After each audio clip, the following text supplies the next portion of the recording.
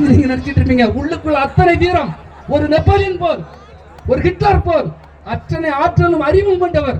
சாதாரண ஆளு நினைச்சிடுறாங்க. வசந்தகுமார் வந்து சாதாரண ஆளு கிடையாதுங்க.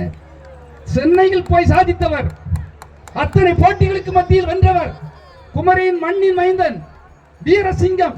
சும்மா சாதாரண ஆள் கிடையாது. எல்லாருக்கும் வீரம் உண்டு. ஆனால் நம்முடைய மண்ணில் பிறந்தவரை நாம் தான் போற்ற வேண்டும். என் மண்ணில் பிறந்தவரை நான் போற்றாமல் வேறு யார் போற்றுவார்கள்? அதனால் தான் அவரை பற்றி பேசுகிறேன். நண்பர்களே, இங்கே எந்த ஒரு விழாவாக இருந்தாலும் என் மக்கள், நான் எம்பியாக பிறகு வாழ்த்து கூற வேண்டும், என் மக்களுக்கு நன்றி கூற வேண்டும்.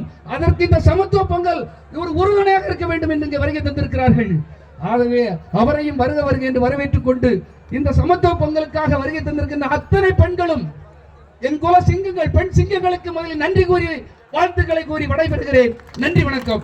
அதே போல் கலப்பை மக்கள் இயக்கத்தை சேர்ந்த அத்தனை நண்பர்களும் 2-3 நாட்களாக இங்கே இருந்து அத்தனை ஊர் மக்களும், ரசாகடா இருக்கட்டும், மேட்டுக்குடியிருப்பா இருக்கட்டும், எல்லாம் நம் சகோதரர்கள், எல்லாம் உறவினர்கள், எல்லாருமே நமக்காக இங்கே இருந்து அத்தனை பணிகளையும் செய்து கொண்டிருக்கிறார்கள். அனைவருக்கும் வாழ்த்துக்களும் பாராட்டுகளும்.